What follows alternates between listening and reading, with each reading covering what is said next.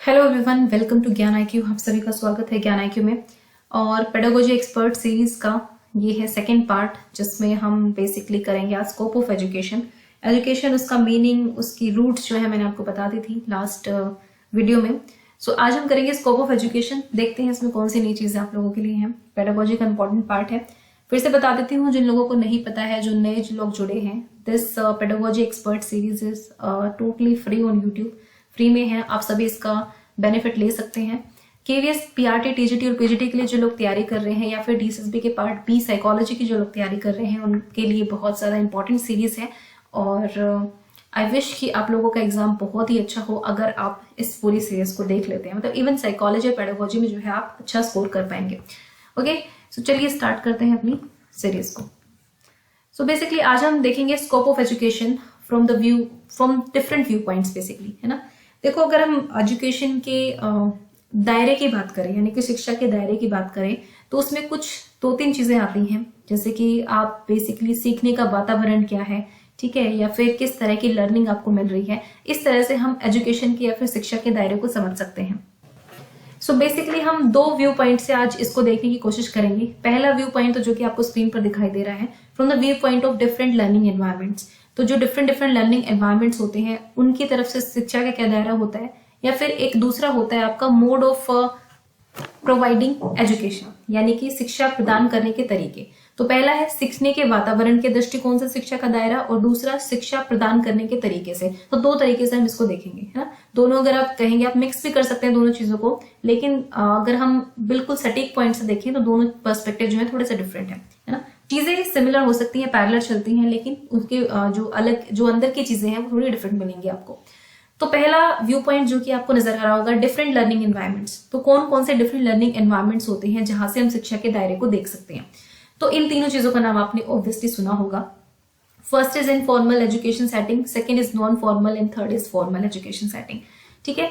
So question जो है formal तो आप सभी को अच्छे से क्लियर होगा, लेकिन फिर भी हम इसमें समझेंगे, क्योंकि जो बिगिनर्स हैं, जिन लोगों ने सीटेट दिया है, जो सीटेट ही दे रहे हैं अभी, जिन्होंने पास आउट किया है, तो उन लोगों के लिए इंपॉर्टेंट है, वो थोड़ा सा डिटेल में समझ लेंगे। डिटेल में इसलिए समझा रही हूँ क्योंकि डिटेल में ही क्वेश्चन आएगा, ऐसे नहीं आएगा ये इनफॉर्मल है, नॉन फॉर्मल है। इनके बारे में कुछ पॉइंट्स आ सकते हैं आपके लिए।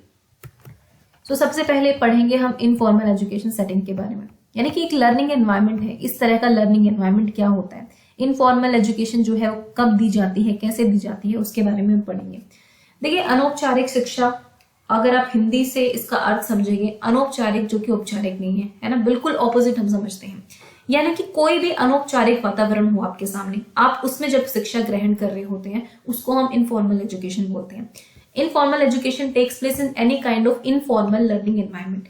किसी भी तरह का इनफॉर्मल लर्निंग एनवायरमेंट जब होता है तो उसको हम इनफॉर्मल एजुकेशन बोलते हैं। There is no formality attach to the such education system, यानी कि यहाँ पर कोई फॉर्मेलिटी नहीं होती है, कोई औपचारिकताएं नहीं होती है। औपचारिकता से कहने का मतलब क्या है कि यहाँ पर कोई करिकुलम नहीं है, यहाँ पर कोई सिलेबस नहीं है, यहाँ पर कोई टेक्स्ट बुक नहीं है, कुछ भी नहीं है, कोई औपचारिक चीज नहीं है। यहाँ पर कोई टाइम टेबल फॉलो नहीं होगा आपको, लेकिन आप इनफॉर्मली कुछ मतलब एजुकेशन, शिक्षा जो है वो ग्रहण करते जा रहे हैं।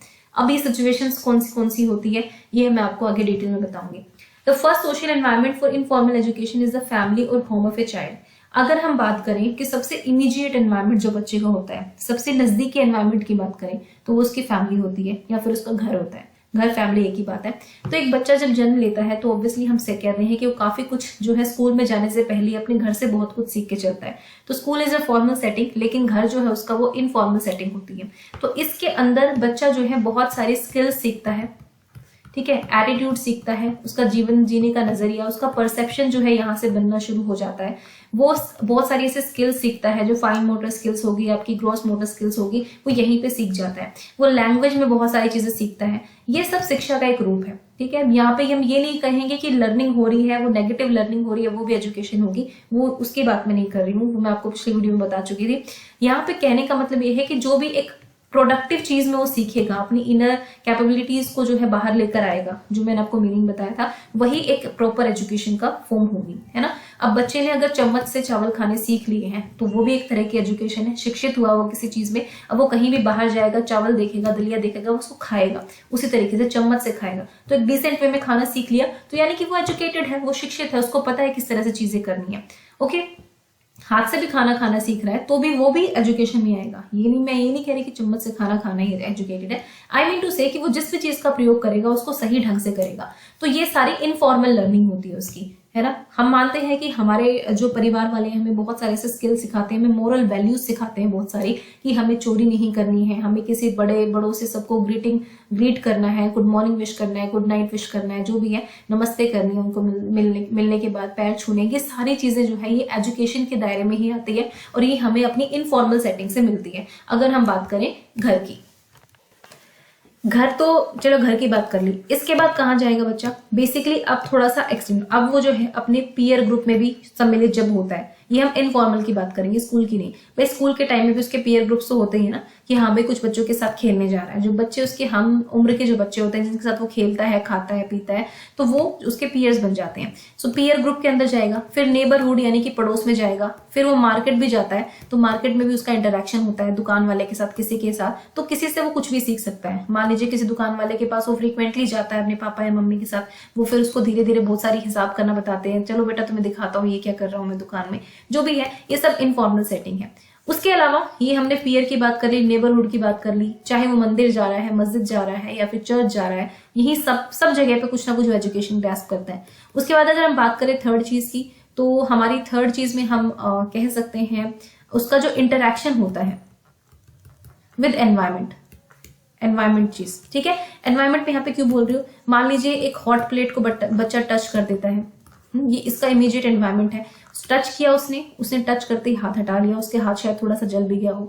अब उसने ध्यान रखा कि हाँ भाई मैं ऐसे हॉट प्लेट को टच नहीं करूंगा। या फिर सपोज उसने कोई गुलाब का पौधा तोड़ लिया, पौधा तोड़ते हुए उसने ध्यान नहीं दिया कि उसमें कांटे थे, उसने कांटे जो है कांटों को हाथ लगा दिया गलती से और उसको चुभ गया कांटा, तो वो भी एक तरह की लर्निंग हो रही है, इनफॉर्मल लर्निंग हो रही है। तो उसको ये रिमेंबर होगा कि मैं आगे से फूल को देखूंगा, ढंग से देखूंगा कि उसमें कांटे हैं कि नहीं है। तो ये उसका इंटरेक्शन है with his immediate environment, his और हर एनवायरमेंट।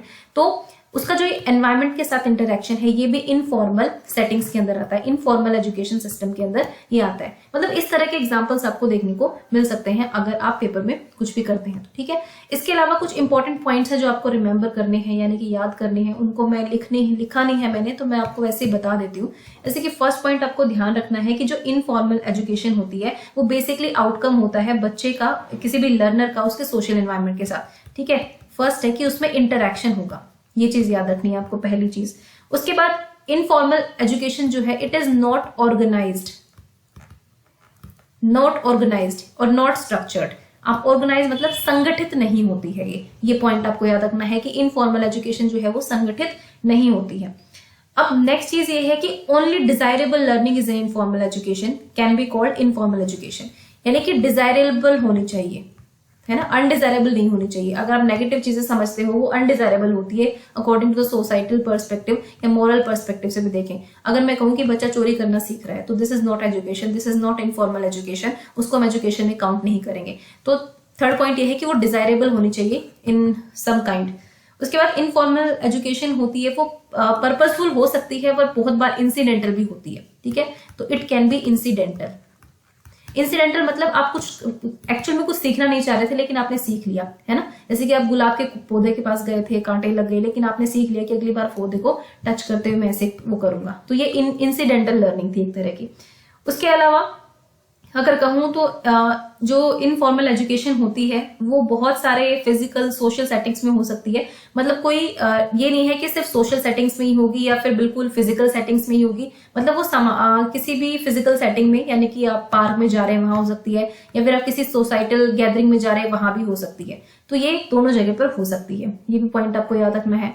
अगर 6 पॉइंट की बात करें तो ये एक्सपीरियंशियल होती है नेचर में, मतलब इससे कोई ना कोई एक्सपीरियंस जुड़ा होता है। क्योंकि मैंने कहा ना यहाँ पर इनफॉर्मल सेटिंग्स में वो इंटरेक्शन कर रहा है, इंटरेक्शन करेगा तो कोई ना कोई उसको एक्सपीरियंस भी मिलेगा। दूसरी चीज ये एक लाइफ लॉन्ग पर्सपेक्टिव का मतलब आपको पता ही है कि ये जीवन पर्यंत चलती है। मतलब स्कूल तो आप फिर भी छोड़ देते हैं, फॉर्मल सेटिंग्स में फिर भी आप छोड़ देते हैं, लेकिन इनफॉर्मल लर्निंग जो है आपकी लाइफ लॉन्ग चलती रहती है। तो it is a life long learning. Okay, this is all about the informal education. Next हम बात करेंगे फॉर्मल एजुकेशन सिस्टम की, जो कि आप सभी को पता है, जिससे आप सभी वाकिफ हैं। ये फॉर्मल एजुकेशन सिस्टम जो है ये तो मतलब ये कह लीजिए कि प्रॉपर एक मैनर से, प्रॉपर ऑब्जेक्टिव्स के साथ, प्रॉपर एम्स एंड ऑब्जेक्टिव्स के साथ ये चलता है। बेसिकली जहां पर आप नॉलेज ग्रहण करते हैं, आप ज्ञान लेते हैं, स्किल सीखते हैं, एटीट्यूड, बिलीफ सिस्टम आपका बनता है, ठीक है। लेकिन वो बेसिकली बनाया किसके जो जाता है, वो एक फॉर्मल एजुकेशन सिस्टम के द्वारा बनाया जाता है। The primary objective of the formal education is to transmit the knowledge, skills, attitudes, believes etcetera preserved and propagated by society. तो मैंने आपको ये चीज बहुत बार बताई है कि सोसाइटी के कुछ रूल्स होते हैं, कुछ कस्टम्स होते हैं, कुछ आइडियल्स होते हैं, उनको स्कूल्स में पढ़ाया जाता है बेसिकली आपको एक बेटर सिटीजन बनाने के लिए, जो भी कह सकते हैं आप। तो इन सब चीजों को ट्रांसफर करने के लिए जो है फॉर्मल एजुकेशन सिस्टम आता है। अब फॉर्मल एजुकेशन, जैसा कि मैं इनफॉर्मल में बता रही थी कि वो बिल्कुल ऑर्गेनाइज नहीं होता, लेकिन फॉर्मल सिस्टम जो है बहुत ही ऑर्गेनाइज्ड होता है, संगठित होता है, प्रॉपर टाइम टेबल होता है, प्रॉपर करिकुलम होता है, प्रॉपर सिलेबस होता है। फ्लेक्सिबिलिटी यहाँ पर बहुत कम होती है, मतलब फ्लेक्सिबिलिटी नहीं होती है। आपको अगर अटेंडेंस लेनी है, डेली आपको आना है तो आपको आना ही है, आपको कोई वो नहीं मिलेगी। जिस दिन आपका एग्जाम होना है उसी दिन एग्जाम आपको देना पड़ेगा, वरना आप मेडिकल सबमिट करो, वरना और कोई आपके पास तरीका नहीं है ना। 10th के या 12th के कोई भी पेपर आप मिस नहीं कर सकते, आपको मेडिकल पे ही आपको वो संरक्षण दिया जाएगा, अदरवाइज आप ये नहीं कर सकते। तो मतलब बहुत ही ज्यादा रिजिड होता है यहाँ पर, प्रॉपर एक टाइम टेबल, पैटर्न सब कुछ फॉलो किया जाता है। The hierarchical structure, chronological graded education system running from primary school through the university and including in addition to general academic studies, variety of specialized programs and institutions for full-time technical and professional training। आप जितने भी regular courses करते हैं, चाहे आप college में कर रहे हैं, चाहे आप 11th 12th में पढ़ रहे हैं, चाहे आप स्कूल में पढ़ रहे हैं, चाहे आप नर्सरी केजी में पढ़ रहे हैं फॉर्मल सेटिंग में, वो सब फॉर्मल एजुकेशन का पार्ट होता है। तो स्कूल, कॉलेजेस, यूनिवर्सिटीज जो है, रेगुलर यूनिवर्सिटीज होती हैं या स्कूल कॉलेज हो गए, ये सब आपका फॉर्मल एजुकेशन सिस्टम का पार्ट बना होता है, ठीक है। यहाँ पर एक हायरार्की होती है, आप सभी को पता है। स्टूडेंट है, स्टूडेंट के ऊपर टीचर है, टीचर के ऊपर प्रिंसिपल है, प्रिंसिपल के ऊपर जो है डीडी है, डायरेक्टर है, जो भी है। तो ये प्रॉपर एक हायरार्की के साथ फॉलो होता है, ठीक है। ये हायरार्की जो है वर्टिकल भी रहती है और आपकी हॉरिजॉन्टल भी रहती है। अब इसके कौन कौन से एस्पेक्ट्स होते हैं वो मैं आपको बता देती हूँ वन बाय वन, ठीक है। सबसे पहली बात तो यहाँ पर कुछ ना कुछ गोल्स होते हैं, यानी कि एम्स होते हैं, ठीक है। हमारे कुछ ना कुछ लक्ष्य या उद्देश्य जो है वो निर्धारित किए जाते हैं और उन्हीं उद्देश्यों को पूरा करने के लिए हम यहाँ करते हैं।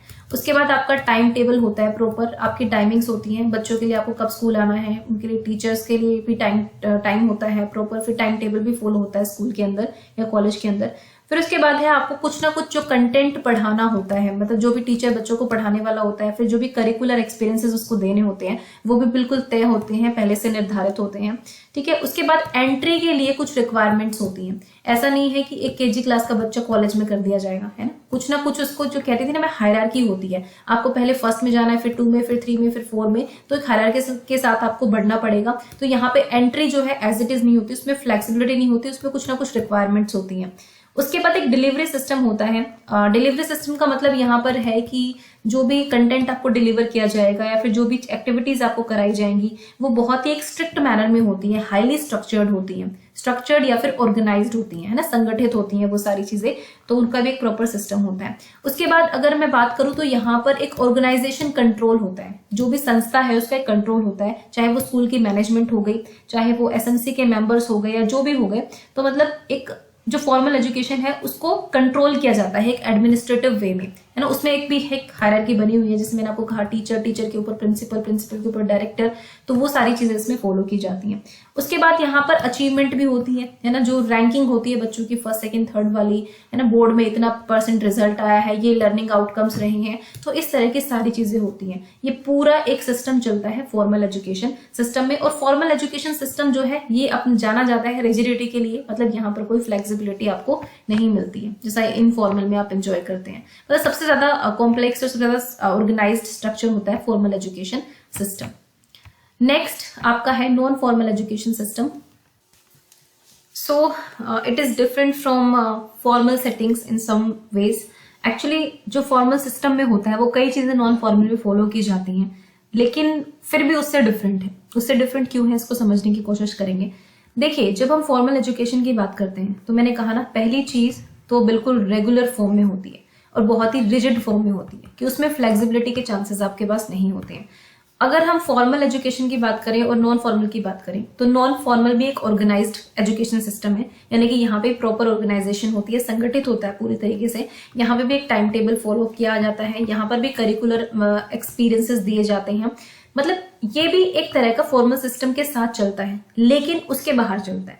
कहने का मतलब ये है कि it is any organised educational activity outside the established formal system, मतलब फॉर्मल सिस्टम के अंदर ना आके उससे बाहर चल रहा है, वेदर ऑपरेटिंग सेपरेटली और as an important feature of some broader activity that is intended to serve identifiable learning clienteles and learning objectives. ठीक है, कहने का मतलब ये है कि ये बाहर या तो फॉर्मल सिस्टम के बिल्कुल बाहर चल रहा है या फिर उसके एक इंपॉर्टेंट फीचर के रूप में, एक बॉर्डर एक्टिविटी के रूप में, और इसकी एक स्पेसिफिक ऑडियंस होती है। ओके, कह लिख देती हूं मैं, स्पेसिफिक टारगेट ग्रुप होता है यहाँ पर, मतलब एक पर्टिकुलर ग्रुप होता है जिसको आप टीच करने के लिए, जिसको एजुकेटेड करने के लिए आप ये सेटिंग करते हैं। अब इसको आप बेटर तरीके से समझ सकते हैं, जैसे मैं कहूँ आपका कि एडल्ट एजुकेशन प्रोग्राम है। अगर मान लीजिए मैं एग्जांपल लेती हूँ कि एडल्ट एजुकेशन प्रोग्राम है, बेसिकली एडल्ट एजुकेशन प्रोग्राम क्या था कि 15 to 35, ठीक है, I was not sure about it, so I said sorry. 15 to 35 years का जो एज ग्रुप था, हम इसको स्पेसिफिकली टारगेट किया गया था एडल्ट एजुकेशन प्रोग्राम में। ये basically the national adult education program launch किया गया था 1978 में, ठीक है, बाय गवर्नमेंट ऑफ इंडिया। तो बेसिकली टारगेट क्या था, एक स्पेसिफिक ऑडियंस थी। स्पेसिफिक ऑडियंस मतलब एडल्ट एजुकेशन थी, यानी कि 15 से 35 साल तक के लोग थे, कि उनके अंदर जो लिटरेसी स्किल्स है ना, लिटरेसी मतलब पढ़ना और लिखना जो है ये सब डेवलप करना था। तो एक स्पेसिफिक टारगेट था, स्पेसिफिक ऑडियंस थी, और इनको क्योंकि ये फॉर्मल सेटिंग्स में नहीं जाते, अब ये 15 से 35 साल के स्कूल में तो एडमिशन नहीं दिलाएंगे ना इनको, तो इनके लिए अलग से ये चीजें चलाई गई। तो ये नॉन फॉर्मल एजुकेशन सिस्टम का एग्जांपल है। हालांकि इनके लिए भी करिकुलम तय हुआ होगा, इनके लिए भी टाइमिंग्स तय हुई होगी, इनके लिए भी चीजें तय हुई होगी, लेकिन क्योंकि ये फॉर्मल सेटिंग्स में नहीं हो सकता तो इसलिए इसके लिए नॉन फॉर्मल चीज लेके गए। तो हम कह सकते हैं कि अडल्ट एजुकेशन प्रोग्राम जो था वो प्रॉपर एक नॉन फॉर्मल एजुकेशन प्रोग्राम था। इसके अलावा बेसिक एजुकेशन प्रोग्राम चल जाते हैं कई बार, है ना, कि आप सिर्फ गांव वालों को एजुकेट करना चाहते हैं। बेसिकली लिटरेसी प्रोग्राम चलते हैं गांव में या दूर दराज के इंडिया की गांव वगैरह में। हेल्थ अवेयरनेस प्रोग्राम होते हैं कि आपको जागरूक किया जाता है आपकी हेल्थ के प्रति, तो ये भी नॉन फॉर्मल एजुकेशन का है। जैसे पल्स पोलियो प्रोग्राम हो गया, वो भी एक तरह का आपका नॉन फॉर्मल एजुकेशन सिस्टम का एग्जाम्पल है। या फिर programs meant for school drop outs. अब कुछ बच्चे जो हैं वो ड्रॉप आउट कर जाते हैं, फर्स्ट में एडमिशन लेते हैं और 5वीं में नाम कटा लेते हैं, 12th पूरी नहीं करते हैं because of lot of reasons, क्योंकि उनको कुछ काम करना पड़ता है। मतलब देखिए 14 ईयर्स से कम वाले बच्चों के लिए जो कहते हैं बाल मजदूरी वाला काम है, लेकिन फिर भी सरकार ने ये रियायत दी हुई है कि अगर बाय चांस किसी वजह से बच्चा स्कूल में नहीं एडमिशन ले पा रहा है, स्कूल में रेगुलर नहीं आ पा रहा है because of lot of responsibilities, तो उनके लिए कुछ स्कूल ड्रॉप आउट प्रोग्राम्स चलाए जाते हैं, उनको घर घर जाकर पढ़ाया जाता है, एनजीओज के थ्रू पढ़ाया जाता है। तो ये सब नॉन फॉर्मल एजुकेशन का पार्ट है। एग्रीकल्चरल एक्सटेंशन प्रोग्राम्स चलते हैं, है ना, कृषि के बारे में जागरूकता फैलाई जाती है। ये सारी चीजें, ये भी एडल्ट एजुकेशन का ये सब नॉन फॉर्मल एजुकेशन का एग्जाम्पल है। It also intends to achieve predetermined educational objectives. जैसा मैंने कहा कि एडल्ट एजुकेशन प्रोग्राम था, तो इसका भी एक पहले से डिसाइडेड था कि इसका ये शैक्षिक उद्देश्य होगा और उसको हमें पूरा करना होता है। ऐसे गर्ल्स एजुकेशन को लेकर कई बार होता है कि गर्ल्स को एजुकेट करना है, या फिर हम कई बार कहते हैं कि मेंस्ट्रुअल हाइजीन के बारे में उनको लिटरेट करना है। तो ये जो चीजें हैं, ये सारी चीजें आपकी नॉन फॉर्मल एजुकेशन सिस्टम में आती है। मतलब ये कह सकते हैं कि it is like a formal system but different from formal system. तो उसके जैसा सही है लेकिन उससे अलग भी है, आप ये कह सकते हैं। कुछ चीजें फॉर्मल एजुकेशन सिस्टम की होती है यहाँ पर भी कि भाई आप ठीक है टाइमिंग्स भी दे रहे हैं उनको, लेकिन इतनी ज्यादा रिजिडिटी नहीं होती। पहली चीज की बहुत ही सख्त नियम नहीं होते, फ्लेक्सिबिलिटी मिलती है ना। जैसे कि मान लो अब एडल्ट एजुकेशन है, यहाँ पर जरूरी थोड़ी है कि हर बंदा डेली अटेंडेंस लगाएगा, कुछ और जरूरतें होती हैं इनकी। और फिर इनका सेम टाइम जो होगा, टाइम जो है इस टाइम पे आना है, सुबह का टाइम होता है स्कूल का तो सुबह ही आएंगे, ऐसा नहीं होता। कई बार रात को भी चलते हैं ऐसे प्रोग्राम जो है, रात को 7 से 8 चल जाते हैं, शाम को चल जाते हैं।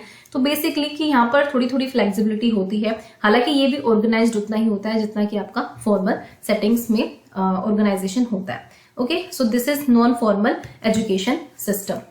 अगर हम मोटा मोटा देखें तो अगर आप इग्नू को देखेंगे तो इग्नू भी एक तरह की नॉन फॉर्मल सेटिंग में ही आता है। हालांकि डिस्टेंस एजुकेशन का है जो मैं आगे बताऊंगी, लेकिन अगर आप इन कैटेगरीज के अंदर वो करेंगे तो इग्नू भी एक तरह का नॉन फॉर्मल है। क्योंकि आपको इग्नू में जो है, हालांकि इग्नू में भी एक सिलेबस होता है, टेक्स्ट बुक्स होती है, सब कुछ है, लेकिन इग्नू में क्या होता है कि आप जो फेस टू फेस मोड पे नहीं पढ़ रहे हैं, आप वहां पर फॉर्मल सेटिंग्स की तरह नहीं पढ़ रहे हैं कि आप डेली जा रहे हैं, आपकी अटेंडेंस कंपलसरी है, लेकिन वहां पर भी आपको टीचर्स प्रोवाइड किए जाते हैं, स्टडी सेंटर प्रोवाइड किए जाते हैं, लेकिन फ्लेक्सिबिलिटी के साथ। ठीक है, एक स्पेसिफिक टारगेट ग्रुप है जो बच्चे फॉर्मल सेटिंग्स में नहीं जा सकते हैं, फॉर्मल कॉलेजेस नहीं अटेंड करते हैं तो वो क्या करते हैं, इग्नू से ओपन से कर लेते हैं। जैसे कि मैंने खुद मास्टर्स और बीएड जो है वो इग्नू से किया हुआ है, क्योंकि I was in job at that time and I could not get my degree through regular mode. So इसलिए मैंने क्या किया कि मैंने भी इग्नू में एनरोल किया, एमए की, फिर बीएड की, दोनों चीजें की।